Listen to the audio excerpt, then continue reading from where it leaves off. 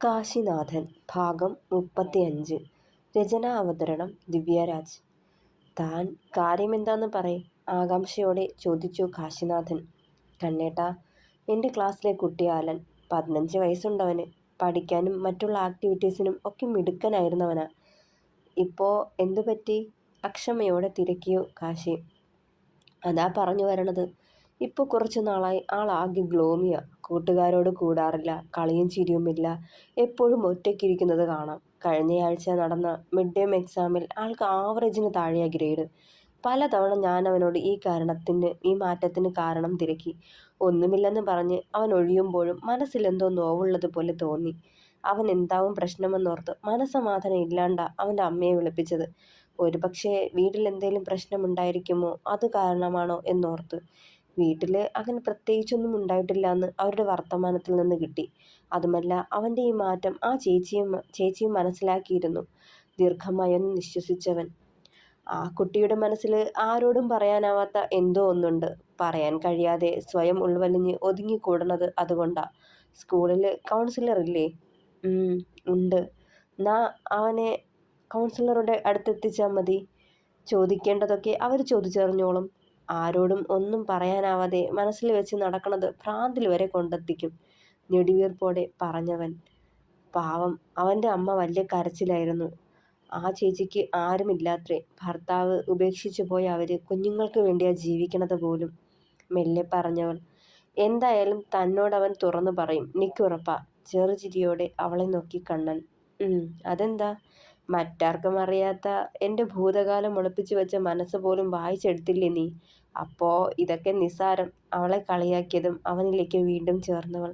ഒരുപക്ഷെ കണ്ണിട്ടിനറിഞ്ഞ അതേ നോവ് തന്നെയാവുമോ അലനും അനുഭവിക്കുന്നതെന്ന എൻ്റെ സംശയം. അങ്ങനെ ആവരുതെന്ന ഓരോ നിമിഷവും ഞാൻ പ്രാർത്ഥിക്കണത്. ഉൾഭയത്തോടെ അവളത് പറയുമ്പോൾ കാശിയും ഒരു നിമിഷം അവളെ തന്നെ നോക്കി. ഒരിക്കലും അങ്ങനെ ആവാതിരിക്കട്ടെ. തകർന്നു പോവേയുള്ളടോ. നമ്മുടെ ശരീരത്തെ നമ്മളെല്ലാവരും ഇഷ്ടപ്പെടുന്നതാ. അതുകൊണ്ടാണല്ലോ വൃത്തിയോടെ സൂക്ഷിക്കുന്നതും. ആ ശരീരത്തെ നമ്മുടെ അനുവാദം കൂടാതെ മറ്റൊരാൾ ദുരുപയോഗിക്കുമ്പോൾ ശരീരം മാത്രമല്ല, മനസ്സും നോവും. അത് പറയുമ്പോൾ കാശിയുടെ ഉള്ളൊന്ന് വിറച്ചിരുന്നു. സ്കൂളിലെ കൗൺസിലിങ്ങിനായി അറേഞ്ച് ചെയ്തിരുന്ന റൂമിൽ കൗൺസിലറായ ഹേമലതയോട് വൈശുവും അലൻ്റെ കാര്യം സംസാരിച്ചു കൊണ്ടിരിക്കെ തന്നെ പാച്ചൻ അലനെയും കൊണ്ട് അവിടേക്ക് വന്നിരുന്നു.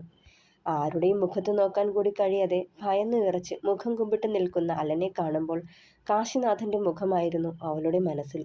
മാസങ്ങൾക്ക് മുന്നേ സമപ്രായക്കാരായ കൂട്ടുകാരുടെ മുഖത്ത് നോക്കാൻ പോലും കഴിയാതെ ജീവിതത്തെ പോലും ഭയപ്പെട്ട് ആത്മഹത്യയെപ്പറ്റി പലതവണ ചിന്തിച്ച കാശിനാഥൻ്റെ മുഖം.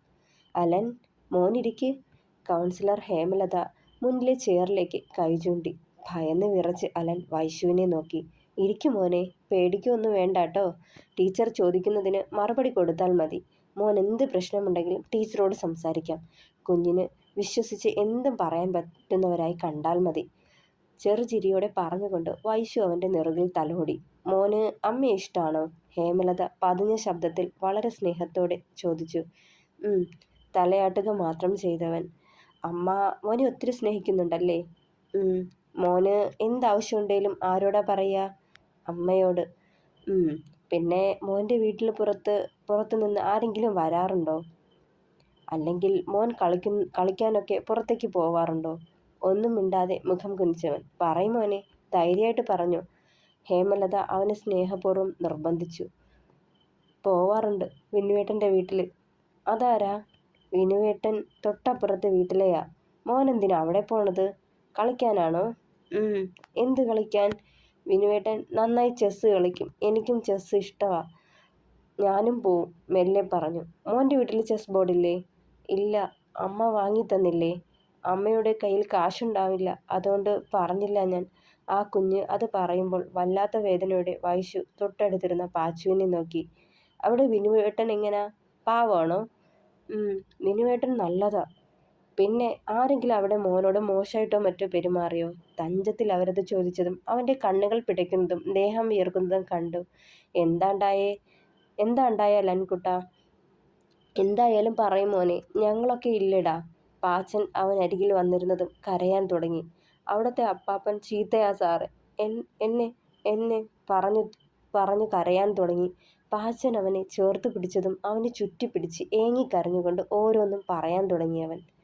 വൈകുന്നേരം പതിവ് പോലെ കാശി വൈശുവിൻ്റെ വീട്ടിലെത്തുമ്പോൾ ഉമ്മറത്ത് ഭരതൻ ഇരിപ്പുണ്ടായിരുന്നു.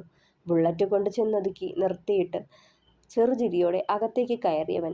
അങ്കിൾ എന്താ ഇവിടെ ഇരിക്കണേ? വൈശു എത്തിയില്ല? അലസമായി ചോദിച്ചുകൊണ്ട് ബാഗും ഹെൽമറ്റും കൊണ്ടുചെന്ന് ടേബിളിന് മുകളിൽ വെച്ചവൻ. ആ മോനെ, മോള് കുറച്ചു മുന്നേ വിളിച്ചിരുന്നു. സ്കൂളിൽ എന്തോ ചെറിയൊരു പ്രശ്നം. അവളും പാച്ചനും കൂടി പോലീസ് സ്റ്റേഷനിൽ പോയിരിക്കുക. വരാൻ വൈകുംന്ന്. പോലീസ് സ്റ്റേഷനിലോ? തെല്ലൊരു അമ്പരപ്പുടവൻ ചോദിച്ചതും എന്താ കാര്യമെന്ന് പറഞ്ഞില്ല മോള്. വന്നിട്ട് പറയാമെന്ന് പറഞ്ഞു. മോനൊന്ന് അവിടെ വരെ പോയി നോക്കുമോ? നീ വന്ന് കയറുമ്പോൾ ഞാനും കൂടി ഇല്ലാണ്ടായാൽ പറ്റില്ലല്ലോ. അതാ സ്റ്റേഷനിൽ ഞാൻ പോവാത്തത്. ആ, ഞാൻ പോവാം. എന്തേലും ഉണ്ടെങ്കിൽ വിളിച്ച് പറയാം അങ്കിൾ. ബുള്ളറ്റിൻ്റെ ചാവിയും എടുത്ത് പുറത്തേക്കിറങ്ങി കാശിനാഥൻ. സ്റ്റേഷനിൽ ചെല്ലുമ്പോൾ ഫോർമാലിറ്റീസൊക്കെ കഴിഞ്ഞ് വൈശുവും രാമചന്ദ്രൻ സാറും പാച്ചുവും അലൻ്റെ അമ്മയും അലനും പുറത്തേക്കിറങ്ങിയിരുന്നു. ഇവിടെ വാടാ. മൂത്ത് നരച്ചു. എന്നിട്ടും അടങ്ങിയിട്ടില്ല. തനിക്ക് അത്രയ്ക്ക് മുട്ടി നിൽക്കുമായിരുന്നെങ്കിൽ കാശ് കൊടുത്ത് തൻ്റെ മാറ്റാൻ പൊയ്ക്കൂടായിരുന്നോടാ. എന്തിനാ ആ പാവം പിടിച്ച കുഞ്ഞിനെ താൻ പറയുന്നതിനൊപ്പം നടയടിയും കൊടുത്ത് 10-60 വയസ്സോളം പ്രായം തോന്നിക്കുന്ന ഒരാളെ അകത്തേക്ക് വലിച്ചു കൊണ്ടുപോയി നന്ദൻ. വൈഷ്ണവി തലേന്ന് ഊഹിച്ചത് തന്നെ ആ കുട്ടിയുടെ കാര്യത്തിൽ നടന്നെന്ന് മനസ്സിലായതും വല്ലാത്തൊരു മനപ്രയാസം തോന്നി കാശിക്ക്. അലൻ്റെ മുഖത്ത് ദൈന്യതയോടെ നോക്കി കാശി. കുറച്ചു നാളുകൾക്ക് മുൻപ് താനും ആ കുഞ്ഞിൻ്റെ മാനസികാവസ്ഥയിലൂടെ കടന്നു പോയതെന്നോർക്കെ നടുക്കം തന്നെയായിരുന്നു. എത്രയൊക്കെ മനസ്സുമായി പഴകിയാലും ഇത്തരം ഓർമ്മകൾ എന്നും മനസ്സിൽ നിലനിൽക്കും. ചുറ്റി വരിയുന്ന കാട്ടുമുള്ള പോലെ അത് മനസ്സിനെ വേദനിപ്പിച്ചു കൊണ്ടിരിക്കും. ഓർത്തവൻ, ഡാ കണ്ണാ, പെണ്ണും പിള്ളയെ നോക്കി ഇറങ്ങിയതാ? പാച്ചൻ കള്ളച്ചിരിയോടെ അവനെ നോക്കി. അതിന് മെല്ലെയൊന്ന് പുഞ്ചിരിച്ചവൻ. ഇവിടുത്തെ ഫോർമാലിറ്റീസൊക്കെ കഴിഞ്ഞോ പാച്ച? കാശി മെല്ലെ ചോദിച്ചതും കഴിഞ്ഞു. അപ്പോഴേക്കും അലനെയും അവൻ്റെ അമ്മയെയും ഒരു ഓട്ടോയിൽ കയറ്റിവിട്ട് വൈശുവും അവിടേക്ക് എത്തിയിരുന്നു. കണ്ണേട്ടാ, നേരെ ഇങ്ങ് പോന്നോ? ചിരിയോടെ അവൻ അരികിലേക്ക് വന്നവൾ. വീട്ടിൽ ചെല്ലുമ്പോൾ നിന്റെ അച്ഛയാ പറഞ്ഞത് നീ ഇവിടെ ഉണ്ടെന്ന്. അതാ ഇങ്ങോട്ട് പോകുന്നത്. ഡാ, എന്നാ നിങ്ങൾ വിട്ടോ, ഞാൻ നന്ദനെ ഒന്ന് കണ്ടിട്ട് വരാം. പാച്ചൻ അവരെ നോക്കുമ്പോൾ തലയാട്ടി സമ്മതം അറിയിച്ചിരുന്നു. വൈശു, നമ്മൾ ഊഹിച്ചത് തന്നെയായിരുന്നല്ലേടാ? തിരികെയുള്ള യാത്രയിൽ തൻ്റെ ഉടലോടൊട്ടി ഇരിക്കുന്നവളോടായി ചോദിച്ചവൻ. അയാളെ കണ്ണേട്ടൻ കണ്ടായിരുന്നോ? അമർഷമടപ്പിക്ക് ചോദിച്ചതും കണ്ട് ഒരു ദീർഘനിശ്വാസത്തോടെ പറഞ്ഞവൻ. അയാളുടെ ചെറുമകൻ്റെ കൂടെ ചെസ് കളിക്കാൻ പോകുമായിരുന്നു അലൻ. അവനില്ലാത്ത ഒരു ദിവസം പറഞ്ഞു നിർത്തിയവൾ.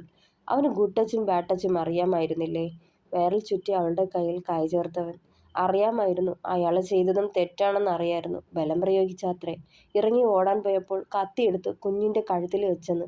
ഭക്ഷണം കഴിക്കാൻ പോലും വെറുപ്പാത്രേ ഇപ്പോൾ. ഒത്തിരി ഛർദ്ദിച്ചെന്ന്. ഭക്ഷണം വായിലേക്ക് വയ്ക്കുമ്പോൾ അയാൾ ചെയ്തത് ഓർത്തു പോകുമെന്ന്, ഓക്കാനം വരുമെന്ന്. ആരോടെങ്കിലും പറഞ്ഞാൽ അയാൾ പെങ്ങളുട്ടിയെ കൂടി ഇങ്ങനെയൊക്കെ ചെയ്യൂന്ന് പറഞ്ഞു അത്രേ.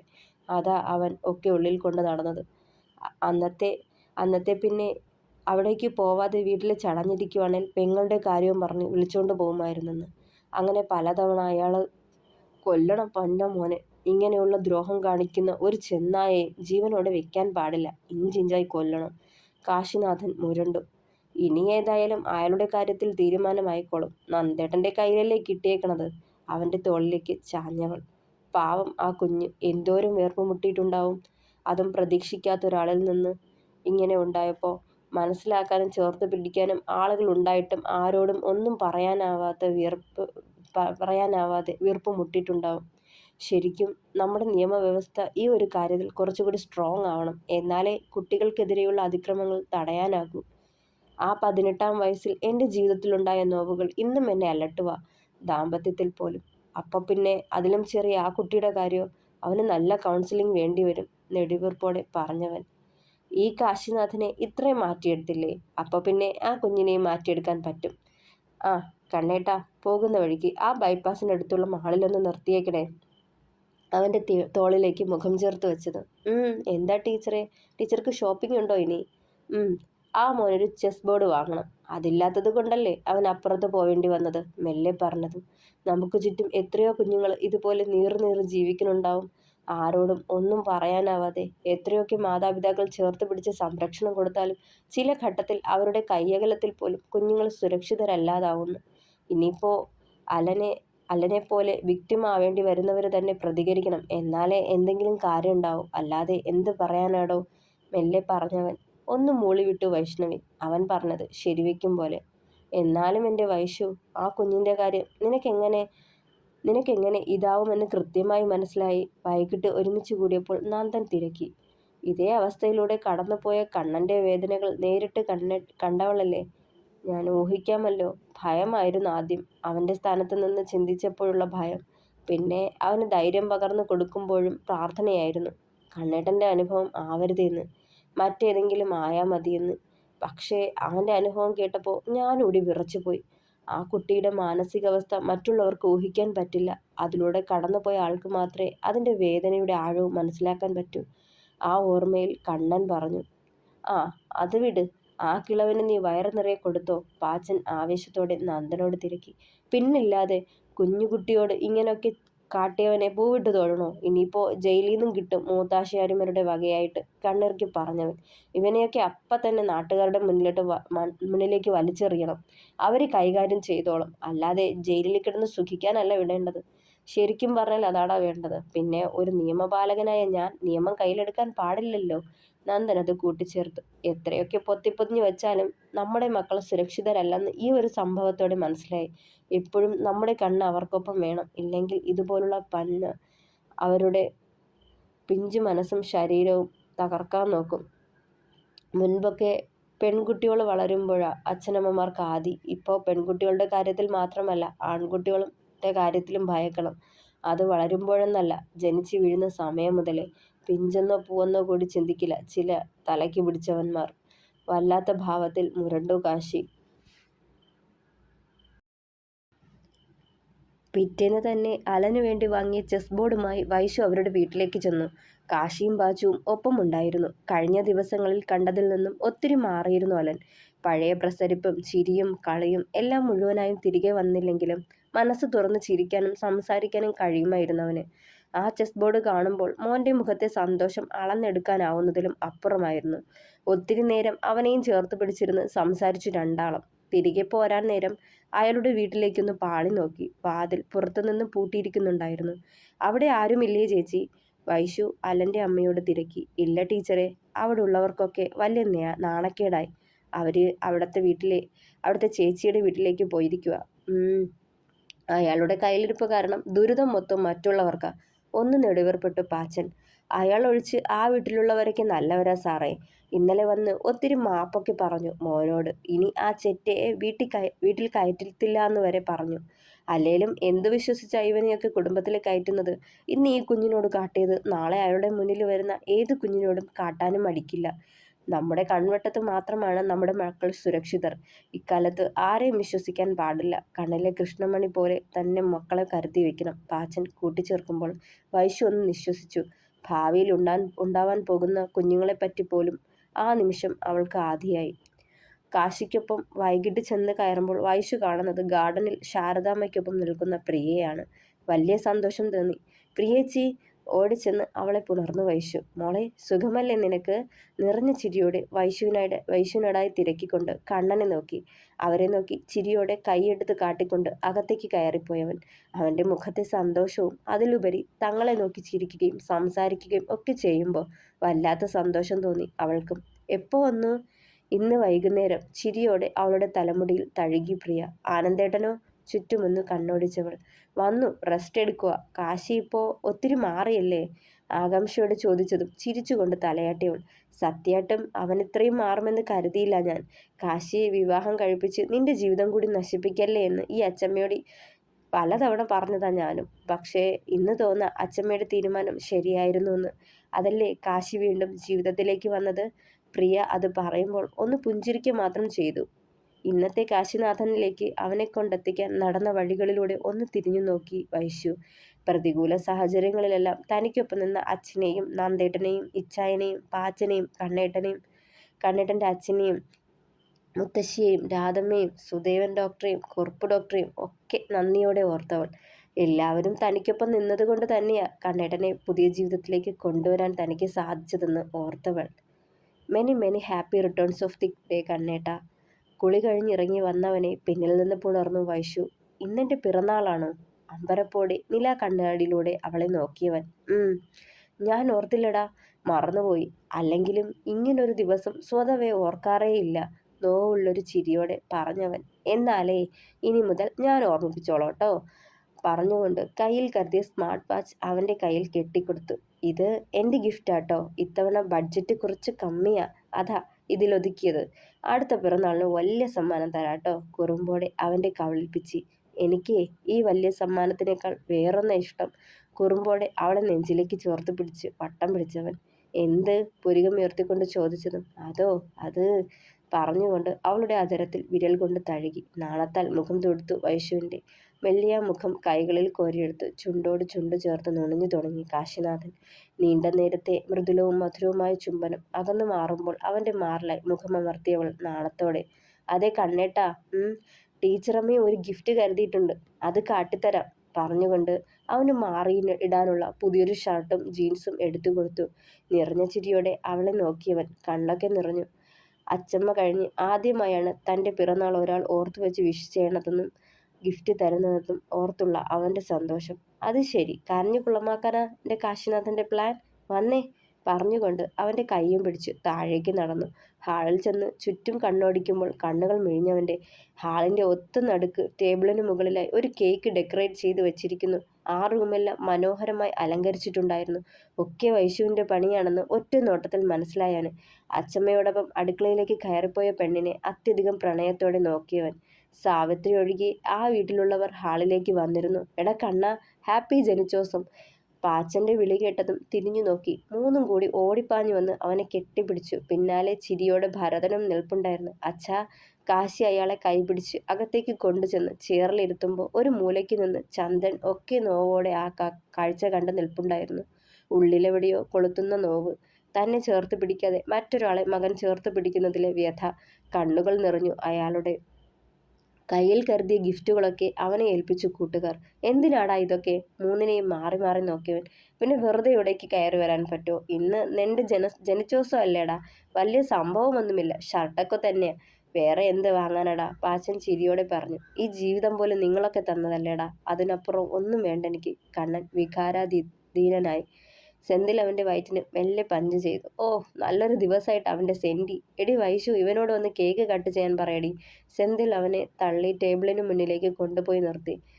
എല്ലാവരുടെയും സാന്നിധ്യത്തിൽ നിറഞ്ഞ ചിരിയോടെ കണ്ണൻ കേക്ക് കട്ട് ചെയ്തു. ഒരു കുഞ്ഞു കഷ്ണം മുറിച്ചെടുത്ത് വൈശുവിൻ്റെ വായിലേക്ക് വെച്ചു കൊടുത്തു. അവളും അതുപോലൊരു കുഞ്ഞു പീസ് എടുത്ത് അവന് നൽകി. എല്ലാവരും അവരുടെ ആ കൊച്ചു കൊച്ചു സന്തോഷങ്ങളിൽ പങ്കുചേർന്നു. അതേസമയം ഈ ആഘോഷങ്ങളിലൊന്നും പങ്കുചേരാതെ റൂമിനുള്ളിൽ ചടഞ്ഞുകൂടി സാവിത്രി. കണ്ണനോടുള്ള പക അതിരുവിട്ട് കഴിഞ്ഞിരുന്നു. അവൻ ആഘോഷിക്കുന്നതോ ചിരിക്കുന്നതോ മറ്റുള്ളവരുടെ മുന്നിൽ അംഗീകരിക്കപ്പെടുന്നതോ കാണുന്നത് പോലും ഭ്രാന്ത് പിടിപ്പിച്ചവരെ. കണ്ണേട്ടാ, ആ കണ്ണ് കിട്ടാൻ പോവാ, ഇനി ടീച്ചറമ്മയുടെ വക ഒരു ഗിഫ്റ്റ് കൂടി. ഉച്ചയ്ക്കുള്ള ഊണൊക്കെ കഴിഞ്ഞ് എല്ലാവരും കൂടി സംസാരിച്ചിരിക്കുമ്പോൾ വൈശു വന്ന് ഒരു തൂവാല കൊണ്ട് അവൻ്റെ കണ്ണ് കെട്ടി. എടോ, എനിക്കൊന്നും കാണാൻ കഴിയുന്നില്ലടോ, കൈ പരതിക്കൊണ്ട് പറഞ്ഞതും. ഒരു 2 മിനിറ്റ് കണ്ണേട്ടാ പറഞ്ഞുകൊണ്ട് അവൻ്റെ കൈയും പിടിച്ച് പുറത്തേക്ക് നടന്നവൾ. ഇതെവിടേക്കാടോ തപ്പി തടഞ്ഞു ചോദിച്ചതും വൈശു കണ്ണിലെ കെട്ട് മാറ്റി. തൊട്ടു മുന്നിൽ മുറ്റത്തായി നിർത്തിയിട്ടിരിക്കുന്ന പുതിയ വൈറ്റ് ഇന്നോവയിലേക്ക് നോട്ടം എത്തിയതും അമ്പരപ്പോടെ അവളെ നോക്കിയവൻ. ഷോറൂമിൽ നിന്ന് ഇറക്കിക്കൊണ്ട് വന്നേയുള്ളൂ എന്ന് കണ്ട മാത്രയിൽ തന്നെ മനസ്സിലായവന്. ഇത് ചോദ്യഭാവത്തിൽ നെറ്റിച്ചുളിച്ചതും. ഇത് കണ്ണേട്ടൻ്റെ പുതിയ കാറാ, ചെറുചിരിയോടെ അവൾ പറഞ്ഞതും അവൻ്റെ മുഖത്ത് വലിയ സന്തോഷം നിറഞ്ഞു. ഇതാ മോനെ താക്കോൽ. ടീച്ചറമ്മ ചാവി അവൻ്റെ നേർക്ക് നീട്ടിക്കൊടുത്തു. അച്ചമ്മേ, ഇതൊക്കെ എനിക്ക്? ശബ്ദം വിറച്ചതും. ഇത്ര കാലവും എൻ്റെ കുഞ്ഞിന് ഞാനൊന്നും വാങ്ങി തന്നിട്ടില്ലല്ലോ. ഇപ്പോൾ എൻ്റെ മോൻ ഇതാവശ്യമാണ്. എൻ്റെ കുഞ്ഞ് നന്നായി വരും. അവനെ മുറുകെ പുണർന്ന് നെറുകിൽ ചുംബിച്ചവർ. പുതിയ കാറല്ലേ, ഇതൊന്ന് പൂജിച്ച് വാങ്ങണം. രണ്ടാളും കൂടി നാളെ തന്നെ അമ്പലത്തിലൊന്ന് പോയി വരണം കേട്ടോ മക്കളെ, ചെറുചിരിയോടെ ഭരതൻ പറയുന്നുണ്ടായിരുന്നു. അത് പിന്നെ പറയണോ അല്ലേടാ കണ്ണ, ഇനി നമുക്ക് പൊളിക്കണം. അധികം വൈകാതെ ഒരു കുഞ്ഞു ട്രിപ്പൊക്കെ പ്ലാൻ ചെയ്യണം. 1 മാസം കൂടി കഴിഞ്ഞാൽ നിന്നെ പിന്നെ പിടിക്കാൻ കിട്ടില്ലല്ലോ, ബാംഗ്ലൂരിലേക്ക് പറക്കുമല്ലേ. പാച്ചനത് പറയുമ്പോൾ വൈശുവും കണ്ണനും പരസ്പരം നോക്കി. നെഞ്ചിലെവിടെയോ ഒരു കൊളുത്തി വലി പോലെ.